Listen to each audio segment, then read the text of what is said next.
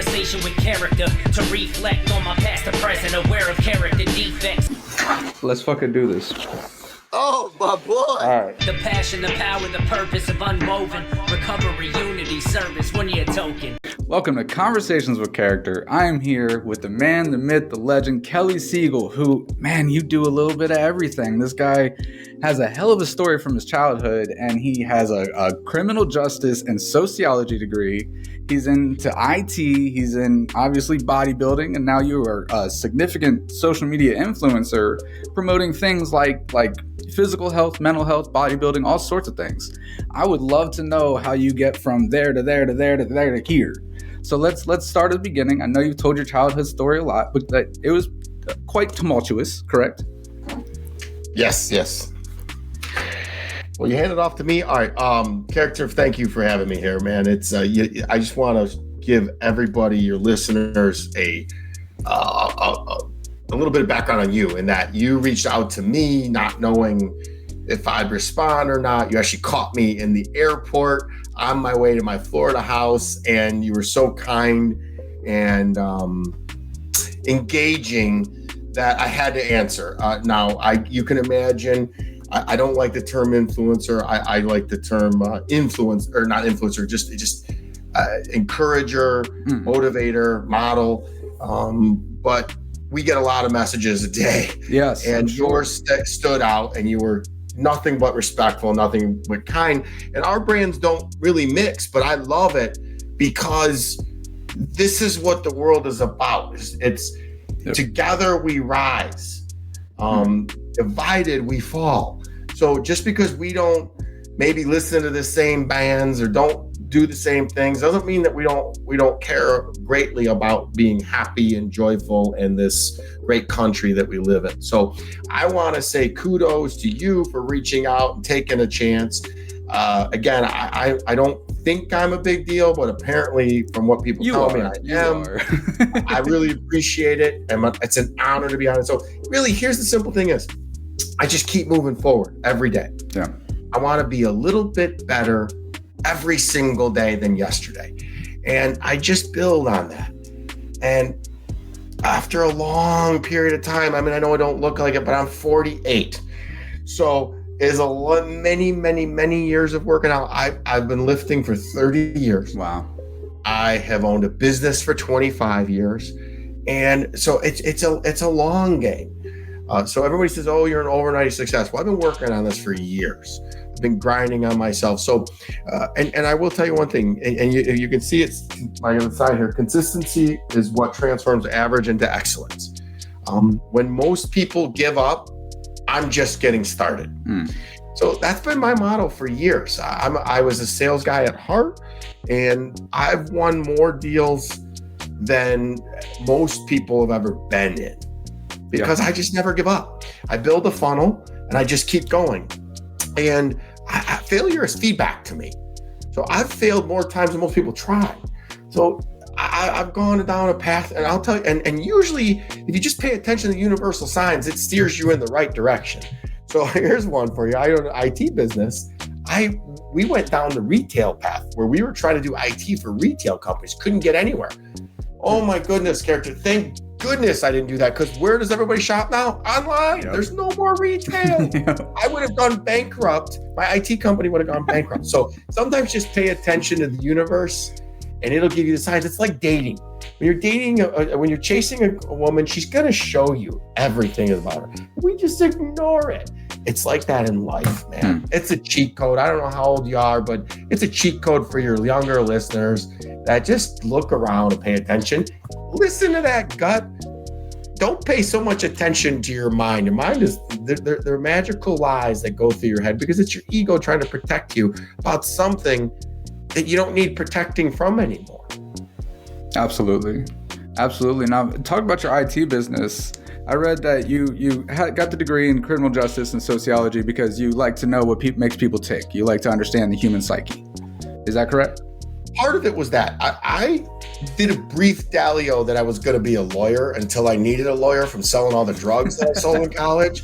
I figured out real quick that I was really good at sales when I realized that the law of supply and demand I was in a fraternity at Western Michigan University, and I realized that fraternity guys really love cocaine. So growing up in the ghetto, I had access to a lot of cocaine. So supply and demand, the little stint in the slammer. And then it was so late in my college career that I was like, you know what? I'm not changing my major now just because I did something stupid. And I owned it. At the end of the day, the beauty part about it is if I would have done that now, I would never be able to be where I am today. Because you can Google and find out, this was before computers. This is 1996. So computers were out, but they weren't networked like they are today. You couldn't Google. I mean, I think Yahoo was just starting. Right. The internet was still dial up. I mean, when I started in the IT business, I mean, we sold companies their first ever internet access, and people were like, what is this internet I need? So to get a background check on somebody was quite a feat. Sure. So I lied on my I only had a couple of jobs and then I started my company. So I lied on my application, because this is when you had to do applications, and said I didn't have any felonies. At the time I had 3. And so I've since got those expunged, and it's so funny. I was a number 1 salesman in all the companies I worked at, and anytime I'd get called in, I'm like, oh, I'm going to get fired today. They found and then out. eventually I told them about it, and they're like, we don't care. You're the number 1 salesman. You could have killed somebody and we're good. It's a lot like sports nowadays. It's like, as long as you could win football games or win games, they don't care what you do. And that's sad about society. That's probably what's led to society being what it is. But truthfully, was I selling drugs? Absolutely. I'll own it. But did I quit selling it and they had investigated me for so long and had to make up some lies to be able to recoup their costs? Yes. There was some real corrupt things that happened that ended up throwing me in jail. And but I needed it. It happened for me. I needed a wake-up call to realize that a life of crime or a life of cutting corners is not where it's at, man. So I don't negotiate with myself, but I learned how to become a chameleon right away. I walked into my jail cell. I met this big African-American guy named Bruce, and he just looked at me and goes, you don't have to do anything. You're my boy. And I was like, really? Yes. He's like, don't listen to anybody or anything. He was a long timer in there, and he said, I got this place wired, and he did. He took care of me, and nobody messed with me. I ended up having to only do 4 months. I had a year, but I only did 4 months, and Bruce took good care of me. I since learned that Bruce died, but he didn't learn the way I did. So sure. Making friends, making relationships, being authentic and being genuine are paramount to survival and thriving in this world. Absolutely. Now, is prison where you kind of decided to get sober? Or was that later? You know what? It's funny you asked me that. I've never been asked that question. But when I was there, that was the longest time I had been sober. And there was access to it, but I just wasn't going to mess with it. I was there to do my time and get out. Sure. I lifted weights. I was on work release, so I lifted weights. I went to school, and I worked like a dog and just kept my nose down. But I did those 4 months, and 4 months was the longest time I went sober. And of course, the day I got out, got drunk. And that's all I ever knew. So just fast forward 25 years later. Wait, what was it? Yeah, 20 years later of partying like a rock star, getting high with kings, traveling all over the world, living the life of a rock star. I just decided to try something different. And it was just because I kept running into the wrong type of women. I kept meeting women at a bar, and most of the women at a bar are emotionally unavailable. And I said, there's got to be a better way. So I said I was going to take 90 days off. I took 90 days off. It ended up turning into 6 months. And after 6 months, I just said, I feel so good. I think I'm done. Wow. And I don't really say I'm sober. It's just the thing to say, I don't drink, so I'm sober. Well, I just don't drink. I cured the the reason why I drank, so I had zero urge to drink. So a lot of times when people have challenges quitting drinking, they're treating the symptoms and not the disease. The symptoms of, oh my goodness, I'm drinking too much. Well, what's the disease? The disease is usually childhood trauma. You're trying to feel something or not feel something or escape something, and let's attack that. And that's where it gets hard and scary, because once I did attack that, and it was an accident. It's like anything in my life. You asked me how I ended up from here to a series of a lot of accidents that happen to be in my favor. And now I've finally, in the last 6 months, really in 2023, figured out that this is not a coincidence, that God is a part of me and is energizing me to come out and help you and all your listeners and all the Harder Than Life loyal, faithful fans, because I have been blessed with this mind and this body and this gift of oration. There's no fluke. So now that I surrender and accept God, and I'm not sitting here saying I'm religious, but I just know that there is a higher power looking after me. I've had enough guns to my head. I have been shot at. I have been stabbed. I got freaking what do they call not bruises, but scars all over my body from getting in crazy fights when I was young and drunk. And it's just I got ran over by a car. So it's like I just keep being here, and there must be a reason. And in 2024, we're going to figure out what that reason. But I believe it's to donate this $1 million to charity that I want to donate every single year off of the Harder Than Life brand, and that's what we're working on. We're as I'm doing this interview, I got open on the other computer screen my Harder Than Life app, which will be released imminently in the next few days. It started off as going to be a fitness app. Now it's going to be more of a positive social media family community of where we're going to go and hopefully grab the top 10% of all of the social media users who don't want to be ridiculed, who don't want to be knocked down. And I'm going to give them a safe haven to just hang out. Still have Instagram, still have Facebook, still have all of them.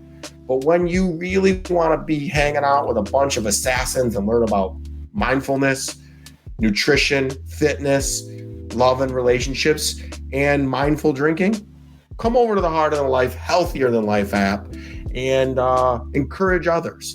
And people will be in there to encourage you. We're not going to be censoring anybody. We're not gathering any data on you. We're not going to market to you. It's just going to be a hangout. And I still think everybody's going to be all over social media. It's just going to be another option for people that the only guidelines are you have to be positive, growth mentality, fun, and happy. Yeah, no, that's amazing.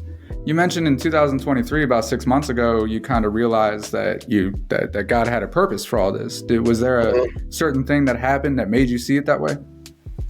Well, remember we talked the interview about signs and noticing the signs of the universe? Well, I was on several podcasts where they're very religious. Stephen Scoggins, and I just kept getting signals from God. I read the book Conversations with God. I read Outwitting the Devil, and when I was talking, and people would come to me who were very religious, said, "You're being called." I'm like, that's nonsense. What does that even mean? And the moment that I said, "Okay, cool," and I started having these, I call them intimate conversations with whatever it is. I know now it's God, but it's just a higher power. I started speaking to him, and I was talking to a very religious man who said, "Kelly, you're being called. I want you to ask God for something very specific and then watch it happen." And we were in LA, and there was terrible typhoon, hurricanes. There was an earthquake. There were all these bad things. And I had a tight schedule. And I said, "God, help me get to all my appointments safe, on time, and home to my daughter without a hitch." And I'm telling you, Corey, I was driving through the hurricane. Cars are spinning off into the ditch. Because if you're in LA, they don't have the infrastructure. Like I'm in Michigan right now. They're not used to having rain like that was. Cars are going in the ditch. I'm sitting there and I'm texting and driving. And I'm like, what the heck's going on? I make it to all my events. I freaking stop at LAX. The sun comes out and I'm on the plane and it's the smoothest plane ride home. What? And I land and I get to my daughter and I go, okay, there's something to this. So I started asking for more things, more specific, and they he kept delivering. And then now that I share this, the universe, it just keeps delivering abundance to me. So I'm going to share it with everybody. And those that think I'm crazy can think I'm crazy. I just know that I'm at peace. I'm loved. I am love. And I'm going to share it with everybody. And if you allow whatever it is into your heart, and I started off calling it universe and source, and it just didn't feel alignment. And then at first, when I started calling it God, it didn't feel alignment till I had that conversation, till I had that ask. And I went, oh. So now I journal to God every day. I pray, I meditate. I believe that praying is when you're talking to God, and then meditation, he's talking to you.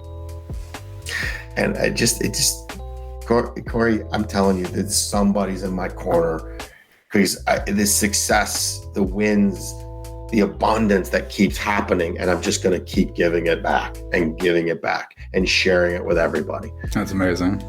People could keep fighting it. I mean, I spent what we resist persists. So you could keep fighting it and waste your energy. And it's the old thing: you drink the poison, expect somebody else to die, man. You just surrender. That's truly what surrendering is. And I'm not saying you got to go to frickin' church or synagogue. I'm Jewish. I don't go to synagogue. I just am a good person. Yep. And I believe in God. Yeah, and I think that's kind of a new wave right now is, religion has its place and it's different for everybody. But at the end of the day, religions are encouraging you to be a good person, just a good person in general. Love everybody. Don't do anybody wrong intentionally. And if we stop focusing on the semantics and the different, rules that the different religions push forward, and we just live the life that the religion's telling us to live, then we're all in good shape. Yeah. And you notice too, we're all focused on each other's differences. Yes. And I started too talking about what about our similarities? We still both want each other to flourish, be healthy, be happy. And we want this country to do well. We can all agree on that. So let's focus. Let's start with what we agree on, not instantaneously. Oh, you're a metal thrasher and you live in Alabama and I'm in frickin' Michigan. Michigan just beat Alabama. Ooh, I don't give a crap, man. Roll Tide. Hey, go blue, baby. National champions. When did you start posting on social media the way you do? Well, in 2020, during the pandemic, I just started doing my daily Siegel sayings. I just got on them, and I would say I was heartbroken. I was heartbroken, and I was going through withdrawals. Be truthful. I was about a year and a half into my my non-drinking, and life was testing me.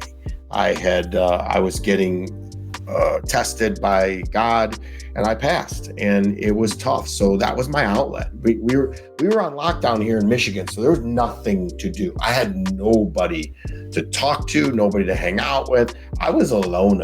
So I opened the frickin' social media and started posting just daily things, and I would get 10 viewers, and I would get, after like 6 months, I got 100, and now we get several thousand. Yes. And truth be told, I just say what's on my mind, and I don't really filter it with anything. I get some people that hate. Most people are like, oh my God, I needed to hear that today. And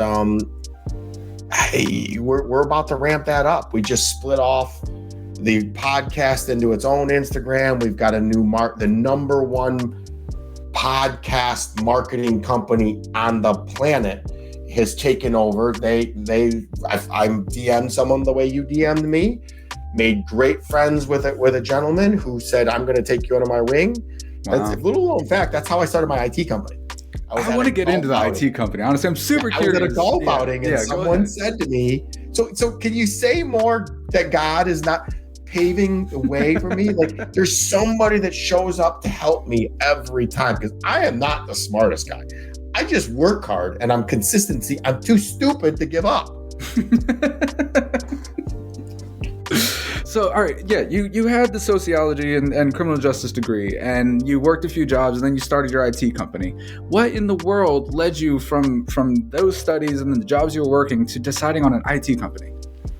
I was at a golf outing, and I was playing golf with this guy who his phone would not stop ringing.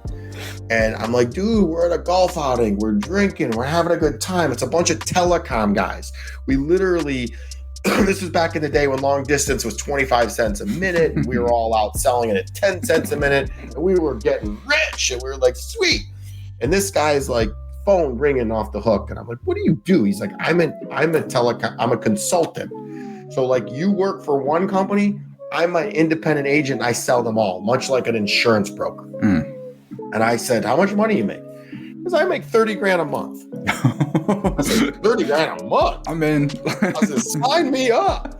He said, I'll help you. And I thought nothing of it. Give me another beer, give me another scotch, whatever. And we finished our round. He's like, yeah, I'll call you such and such. And he did. We became great friends for years. And he got me started the business. I then bought him out, took over his business, bought another company, merged with another company, bought them out, and now we're a big 7-figure, soon to be 8-figure company that's disrupting the cybersecurity business. We're more in the cybersecurity and computer help desk than anything, and we are a national company. And I've simplified the way computers are fixed and supported. And we've really simplified cybersecurity. Nobody knows what the hell cybersecurity is. Nobody knows what ransomware is. You don't need to know. We'll take care of it. We give you 3 options. It's good, better, best. It's the essentials. It's higher cybersecurity or the max cybersecurity. You pick which one you want. Sign here, press hard. 3rd copy's yours, and we take care of everything. You don't ask the electricity company what's going on in the power plant. You just plug into the wall and you pay your bill. Do that with National Technology Management, and you will sleep at night because we got you covered. That's crazy. That's such a wild way to end up in it. Keep it simple, stupid. Yeah. That's it. Yep. It's the KISS method. Yep, absolutely. And all right, so when you were growing your social media and you had the 10 views and the 100 views, did you promote it in any way? Did you pay marketing in any way to build it up to what it is now, or was it just the quality of the posts and the things you were saying that grew it naturally? Well, it was a little bit of both, and I will tell you, this is my second Instagram. So I actually had an Instagram, had somewhere in the neighborhood of 1,500 followers, canceled it, deleted it. I was told during the pandemic that I got some legal issues with my ex-wife, and they said, delete all your social media. So I did. And then I started this one over from scratch. So when I started this whole craziness, and actually my daughter pointed this out, in 2022, December of 2022, I had 3,000 followers. So we hired a social media company, and all their job was to do was to take these crazy videos and add captions to them and post them every day. And they did so. And we got to like 55,000 followers. I was like, whoa, I'm somebody. And we kind of hit a wall. And I said, I was in New York, and again, one of those freaking God signs came through where I met a social media marketing company, and the guy wouldn't stop hounding me. And he reaches out to me and he's like, I did some analysis. This is what I think. And he was spot on because I thought the same thing. And I'd been told the same thing. So I hired him, and they had a very unique strategy in how they do business, and we still use them to this day. It's called People Trendy. So if anybody is looking to grow their social media presence. It's not cheap, but it's not expensive. Is they send the camera crew to you and they prepare talking points. They're called hooks. So once a month we get together, usually at my Florida house, and we record about 100 reels. So it's like I started off with you. Consistency is everything. So we're at about 185,000 followers right now. And it's just consistent, good content. And that's it. Wow. And you gotta ride the waves of the algorithm. Right now we're dead stop. We're adding 1 or 2 followers a day. And it's, that it's crazy because it does that for like a month.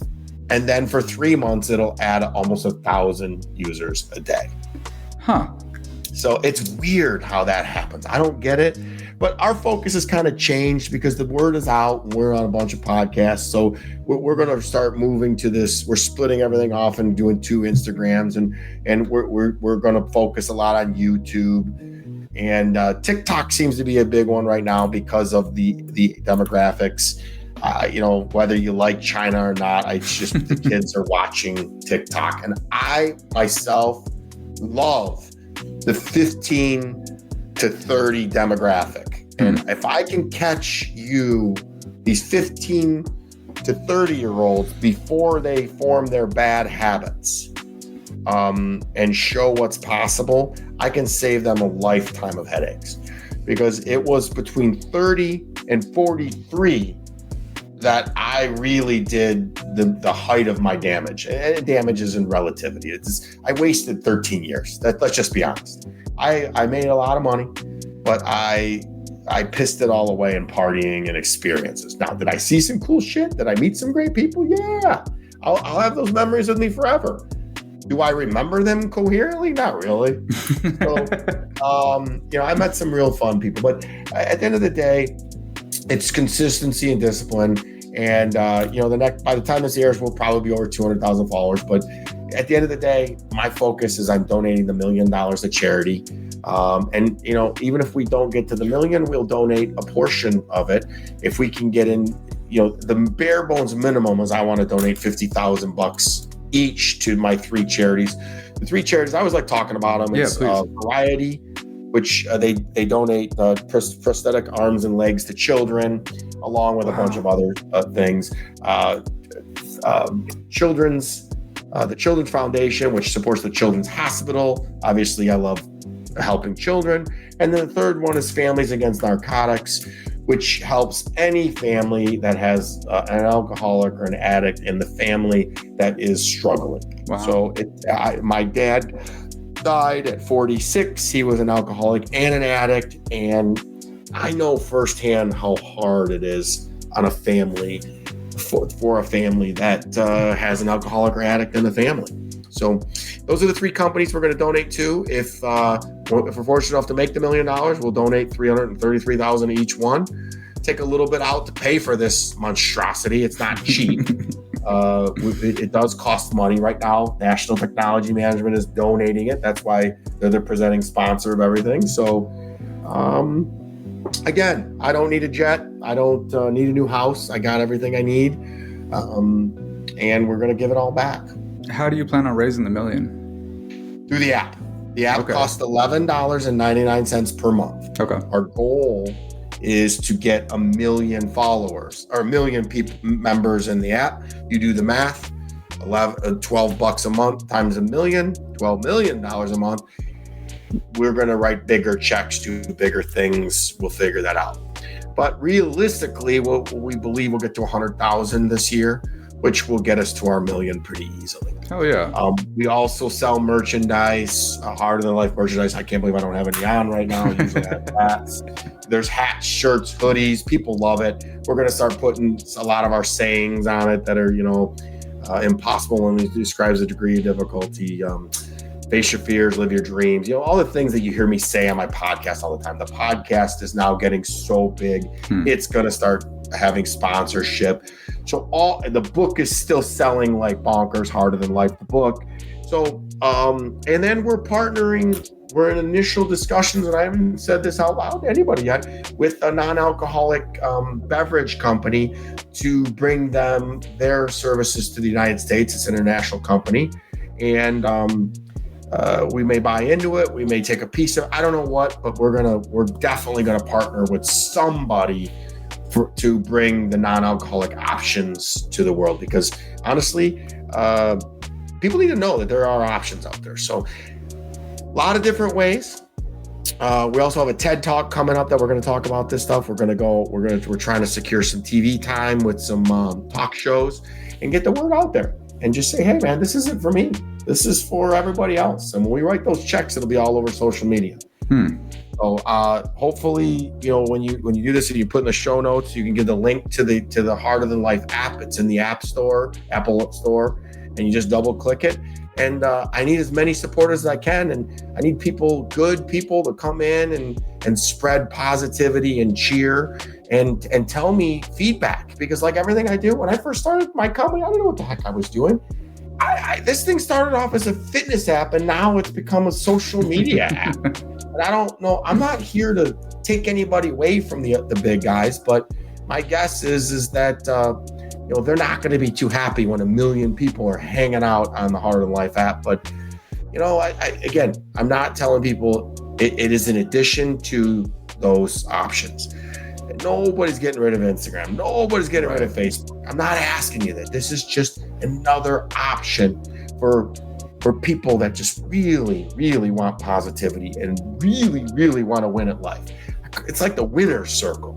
That's amazing. Yeah. And then I've made some great ins with some people. So I got some real subject matter experts to run those 5 different things. And eventually, right now I'm doing it all just because I want to show them it works. And then when I do, I will turn some of the content over to other people, like dating and relationships. I'm good at it. I know enough to be dangerous, but I've got friends that's all they do. They make their living off of it. So the one thing I've learned through my journey is surround yourself with smarter people than you and let them do the smart things. And so what my calling is getting everybody to work together and rallying and motivating. I don't need to tell people about fitness. I don't need to tell people I can, but why not let, my good friend Steve Kukla, who's an Arnold Classic bodybuilder, do that, who's forgotten more about freaking weightlifting than I'll ever know. So, there's going to be some real cool, fun things in there. It's just different, man. It's like when MySpace started, or when Facebook first started, or when Instagram first started. It's in its infancy stages. We get to 100,000 users. When we get to 100,000 users in 2024, we'll have a big party. And that's after what? How many freaking users are on those social media channels? I couldn't even guess. Yeah, I think it's like 4 billion people on social media. I don't even know. That's a great question. I'm going to Google that after we get off here. How many people are on social media? I'm doing this with my left hand. Facebook. That's the worst. All right. 3 billion. That's a lot of people. I said 1 billion. There's 3 billion Facebook users. Wow. That's crazy. Okay. All I'm asking for is 1 million. Right. 1 million, and we will make an impact on this world that you'll never freaking understand. Man, that just, you see how I light up. It's like that's we're always chasing a feeling, and the feeling I want is the feeling of helping people, serving people, giving back, making the world a better place. I can hear the passion in your voice of this idea. Like this gets your fire going, man. It's been a long time. I think the last time I was this fired up is when I started my company 26 years ago. Wow. I still have great wins. We celebrate them as a team, as a family, but this is going to be the ultimate one when we're writing a 6-figure check to charity. And believe me, the programming of the app was done by my IT family. This was not done alone. I'm the face of it. I'm the crazy mind behind it. I'm dumb enough or stupid enough to do it, but everybody's gonna freaking love on this one and take part of their part of helping me. Yeah, for sure, man. This is your calling. Your mouth to God's ear. Now, between the app and the messages that you convey on your social media, the really self-love and mental health awareness and being positive and believing in yourself, do you think that you would have been able to realize this and make your brand had you not garnished all your regrets while you were partying and gotten sober and had that perspective to look back? Short answer is no. I've always been a positive person, and I always knew that there was somebody guiding me. But I believe that you need contrast, and I also believe that some of the most successful people in this world have gone through hell. So to get from what do they say, from hell to heaven, you got to from getting to a bad place to a better place, you got to go to a worse place. So if you don't have the contrast, what are you speaking from? I was the best drinker on the planet. I could drink, function, work out, get everything done. And now I'm the best non-drinker on the planet. So if I'm sitting here looking at you and I'm going, Court, I'm telling you right now, not drinking is the best thing in the world. Why? Because I've been through both. How could I look at you if I've never drank a drink in my life, say to you, this is the better way? It's the only thing I ever knew. I've lived both lives and I've walked them all. So what do they say? Wisdom comes from experience, and experience comes from making a lot of bad decisions. Luckily, the worst decision I ever made landed me in jail, but at a good time where it didn't have major consequences to screw up the rest of my life. And I was able to get it expunged. If you look me up now, it's like it never even happened. Which was one of my proudest moments, was going in and getting it expunged and actually laughing with the judge. And it was comical because it was the same prosecutor. He remembered me. Wow. He comes up and he's like, Judge, I'm the same prosecutor. It's a conflict of interest. We stand up. We're like, we waive it all. And then my attorney's laughing. He's like, well, we didn't even say anything yet. And he's like, what are you going to say? Mr. Siegel is a pillar of the society, donates more money to charity than he hasn't broken any laws. Are you going to object? He goes, no. And he goes, then let it go. So they had to get me on the stand. And it's just one of those things where you just know that you're right. And that's the way I live my life. I don't do anything wrong. So when anybody has to ask me any questions, it's easy. I just tell them the truth. And it's the way I live my life. I don't have to look over my shoulder. I don't have to look both ways. And man, it's peaceful here. Yeah. When I was drinking, life was chaotic. You cannot, and people say, oh, how much were you drinking? It just doesn't matter. If you have you can look at Andrew Huberman. He's done the studies. He and Jordan Peterson have made it very data driven about how bad it is for you. But I don't care about any of that. Forget the data. I don't know anybody that drinks on a regular basis where alcohol is doing them better. Alcohol never did anything for me. And funny thing about it, people say, oh, I drink to be social. You know what? I was the most social drinker you've ever seen in your life. I am 30 times more social now because that was drunk Kelly talking trash and doing gibberish and saying things that you thought you liked. Now Kelly listens, engages, and makes you feel special because you are special. And I want to know about you. When we started this, before we hit record, how many questions I ask about you? Yeah. You're like, wait, why are you asking about me? Because I want to know. Right. I want to use your name. I want to know where you're from. And I want to help you. That's the difference. If I was drinking, I would have just come in, done the freaking interview, and said, I got to get out of here and get to the bar. Right. Because that's all I thought about. Right. What's next? Now, it's what's here and now. Drinking, I was always thinking future. Not drinking, I'm thinking present, right here, right now. I'm going to give you the respect that you deserve. That's a good way to put it. I always think about the future. I always think about the next step. What are we about to do? That's a good point. Yeah, it was fun until it wasn't. Yeah. Now, you've mentioned your daughter a few times. Can I ask how old she is? She's 14. By the time this airs, she'll be 15. Her birthday is February 1st. She is my best creation. This cycle of abuse stopped with me. So the physical and emotional abuse that my parents, my mother, my stepfather put on me and my sister is done. My daughter is loved. She is supported. She's not spoiled. Somewhat, a little bit. That's okay. She has chores. She's tough. And it's tough to be the daughter of a former womanizer, player, guy who's done it all, been there, done that. So I've taught her poor guy that has to date her. First of all, he has to meet me. I carry guns. I'm big. I'm gregarious. I want to talk to you. I'm going to freaking quiz you about everything. And the second thing, I've taught her everything about insecurities. She loves herself. She does not need to fit in because she is an assassin. Whereas in this social media world, everybody's looking for validation externally from people that aren't valid.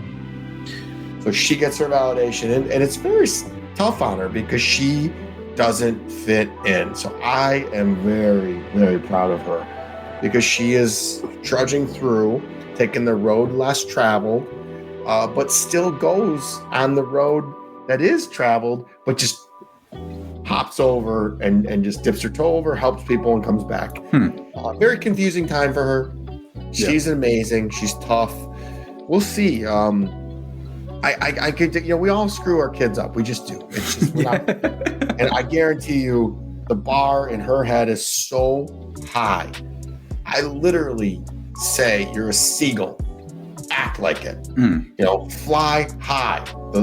And she's like, what does that mean? I'm like, I expect the world out of you. I'm going to love you unconditionally, but we're going to have ridiculous high expectations. And then we're going to freaking smash through them. That's how you live an extraordinary life. Most people want to live a great life. I want to live an extraordinary life.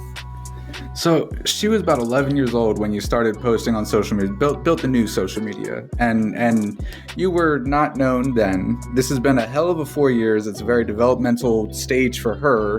And then you've been developing your brand and yourself and your companies and everything. What has it been like being Kelly Siegel's daughter for her? Like, does she, do the kids at school talk to her about it a lot? Like, what's that like for her? So today I got the text message from her at school. Dad, everybody thinks you're, what did she say? Hold on, I'm going to read you the text message. Where'd it go? She asked me, can I hang out with my friend after school? We're very, very close, obviously. And then she says, all these guys in my class are asking me if you're a part of a drug cartel.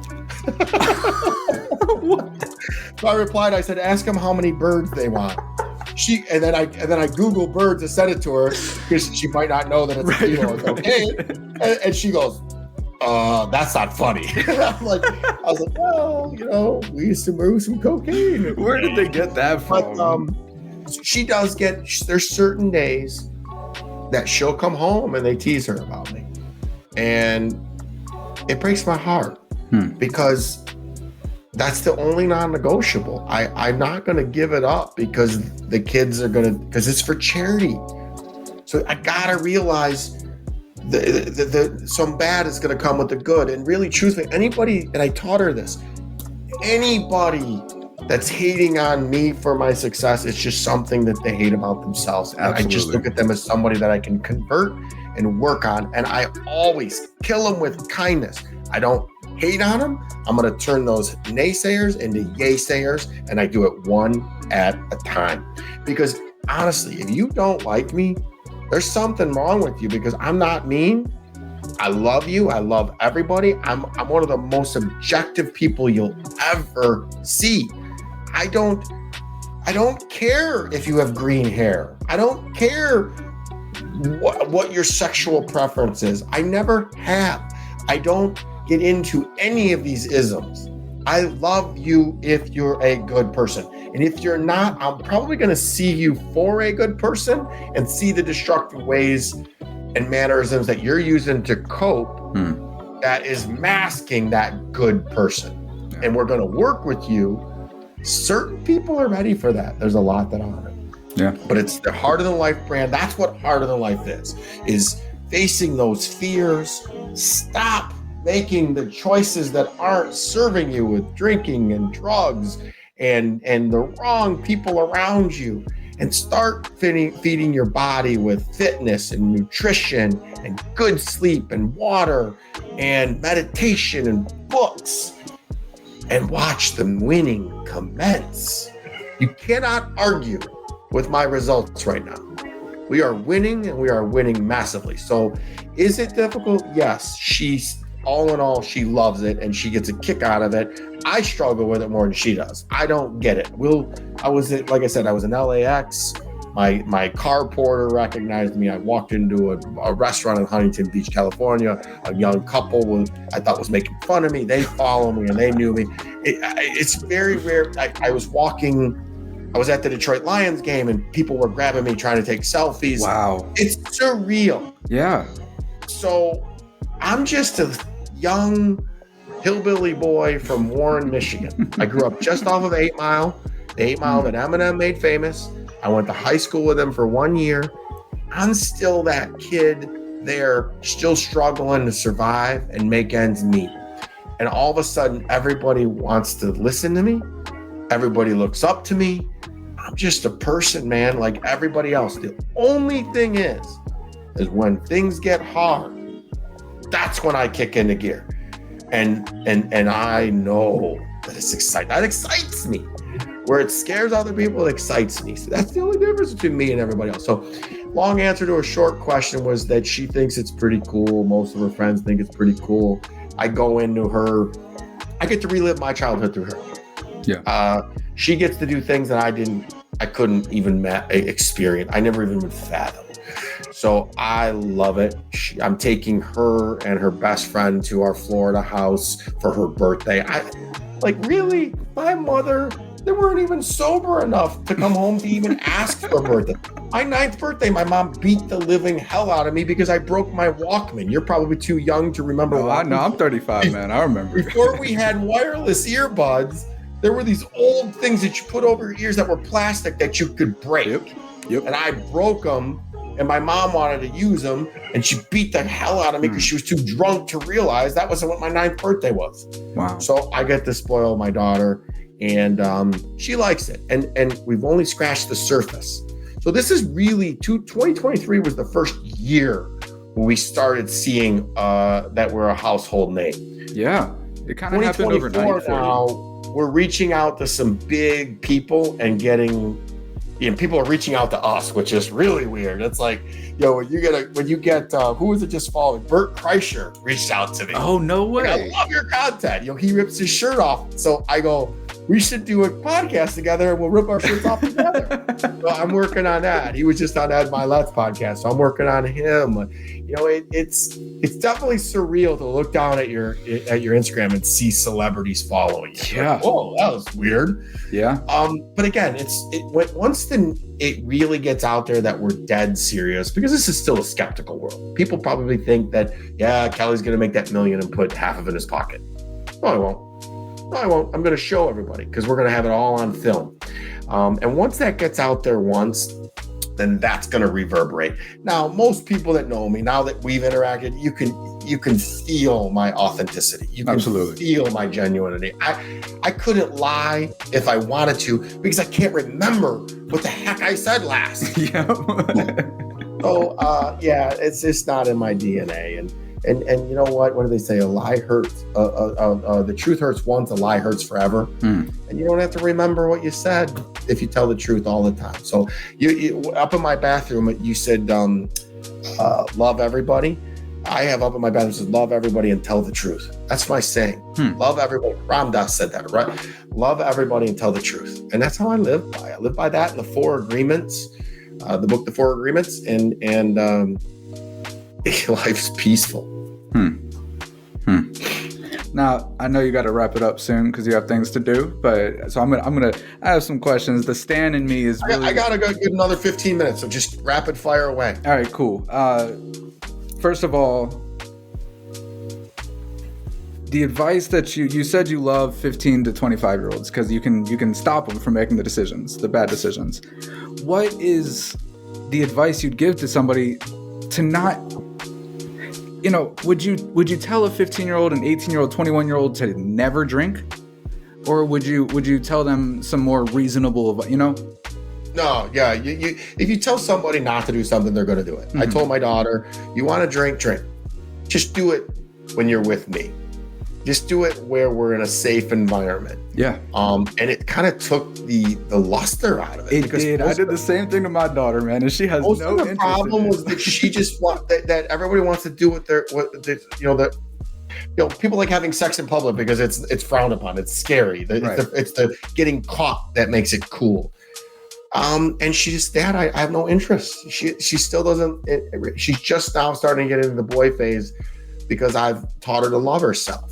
So my advice is very, very simple. Get into fitness and be very judicious about drinking and drugs. Meaning, don't do it because everybody else is doing it. Do it because you want to do it. You used the term mindful drinking earlier. What is that? Yeah. It means exactly what I just said. It's drink because you want to have just one. And there's a way to do it very mindful, very tactically, very smart that serves you. I have a non-alcoholic drink in my hand at all times because it makes other people comfortable. And I'm not in the business to try to make anybody feel uncomfortable. And if me standing there not drinking makes you feel uncomfortable, A, I don't need to be around, or B, if I can put a non-alcoholic beer and it makes you the monochrome of it, but then they can watch me have more fun than they have sober, by all means. So I am a big fitness junkie. I wish that I would have started fitness early, because when you're into building your body and your mind, you all of a sudden look at alcohol for what it is, and it's a poison. I am not into the absolutes. I choose not to. That's the way it works for me.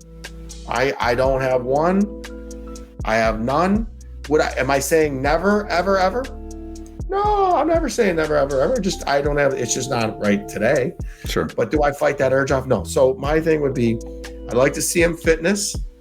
I like them to see them reading. I like to see them get into meditation.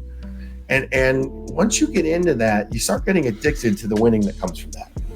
And then you can see, if you do implement drinking, you can see how it kind of subtracts from it. So it's a math equation. You keep adding to your life, and then when you drink, you're going to subtract from your life. And at the end of the day, you decide. And that's literally, it took me 43 years to figure that out. Like, the negatives. It wasn't a 1-to-1 ratio. One day of meditation and working out is a whole week of that is wiped out by one drinking episode. And you know what? When you look at drinking, you realize that you tend to have to, you embarrass yourself. You have to apologize the next day. You don't like the way you feel. He's like, why do we drink again? Right. So, the 15 to 25 years, all I'd say is, hey, try it, but try it for the right reasons, and try it under some supervision, and see if it likes you. And don't do it just because everybody else is doing it. If everybody jumped off a bridge, would you? The answer is no. Most of these kids that are doing this, that's the same reason I did. I had to escape the beatings. You're escaping something. People don't drink heavily or drink to get buzzed because they're happy in life. That's what you're doing. The whole goal is to be happy. Yeah. Drinking does not equal happy. Now, you said in one of your reels that money doesn't buy happiness, but happiness brings money.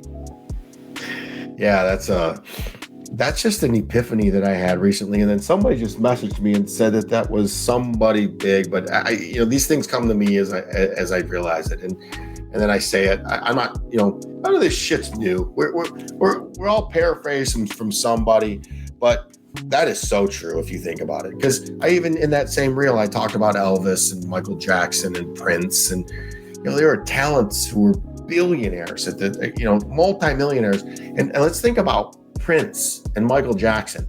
They were getting injected with fentanyl that is killing people left and right now. The little traces of it.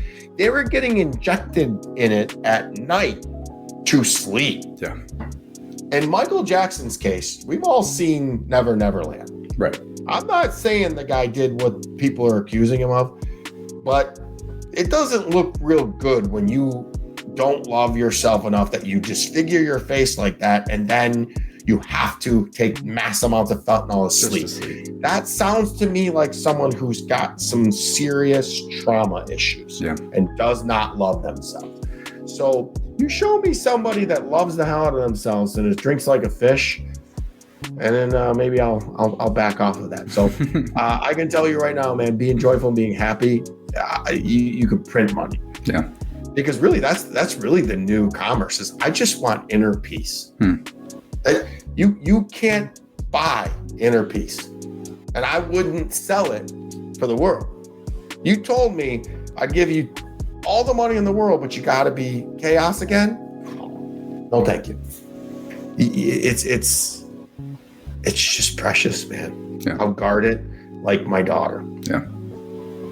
Now, before we wrap it up, what advice would you give to people who, graduating high school, graduating college, or they're stuck in a 9-to-5 that they're not happy and they want to better and improve their life? How would you say they do that? Oh, this is a great one. My boy John Sarasani, I'll give him a plug. He's much misaligned. He calls it a 2,000% raise. And I would tell you, get out of the W-2 world. Yeah. And everyone was, it's so easy, Kelly, you own a business. But man, there were 5 years where I didn't know how I was going to pay the bills. Like, it was robbing Peter to pay Paul. So I would say, figure out what makes you, what lights your soul on fire, and then figure out a way to make money doing it. And then, and when you do that, go get a job somewhere doing it, get your on-the-job training, and then go off and do it for yourself, because then you eliminate all the overhead. And so I did it. That's how I started. I started in the telecom IT business, making great money. I was making 6 figures. And then I realized the commissions I was being paid, if I just went and sold them on my own, I didn't have all that overhead. So I'd make a lot more money and be able to service less customers because I didn't have the overhead of the business. So find something. And in today's society, there's still an underflow, an under amount of service-based businesses. You can go to Florida right now and open a construction company and be a billionaire. And there's a million of them. There's just, you can open a restaurant and make money. I mean, every service-based business right now will make money because there's just nobody that wants to work hard. I heard plumbers in America. Go back to the 50s and 60s American value and go put the customer values and have pride in what you do, and bring back old hospitality, and you will dominate in this world. Right now, it's a race to the bottom, and everybody wants to charge top dollars and give you nothing. And that's why NTM, that's why National Technology Man does so well. We do what we say, we do it for a fair amount of money, and we provide value. I don't raise prices for no reason. We provide value, and that's what I continue to do for everybody. That's what the Heart of the Life app will do. That's what the book's going to do. You provide value in equal exchange for your dollars. Absolutely. That's it. No, that's great advice. And realistically too, man, don't be radically accountable for everything in your life. Work hard, wake up early, and be unapologetic. Here's one real controversial thing. Put yourself first. People think that that's selfish. Yeah, they say you put your mask on yourself and when you're in an airplane before you're helping others. Because I tell my daughter, I'm the most important person, not because I'm selfish, because as long as I'm alive, we're okay. Because I will figure it out. So self-care is not selfish. I say make decisions that serve you, that and they won't be popular, but who cares? It's none of my business what people think about me. And just because somebody who isn't doing isn't better than me in particular areas is frowning upon me, why do I care? Yep. They don't want to be forced to level up, so they're going to hate on me. That's okay. Not everybody's going to love me. I love me. Absolutely. You got to be your best self to be your best self for others too. And somewhere along the lines, we've gotten lost where, oh, that's selfish. No, it's not. Because when I'm my best self and I'm healthy and I'm happy, I can serve so many more people than I can if I'm a people pleaser. Exactly. I can serve only a couple people pleasing them. I can serve millions by taking care of myself because I'm happy, and then I can freaking be my best self and I can serve millions through social media. You're damn right. You're damn right, man. This has been an awesome episode of Conversations with Character with Kelly Siegel. Follow him up, hit him up, get his app when it comes out, help build this incredible positive social media community that could be world changing.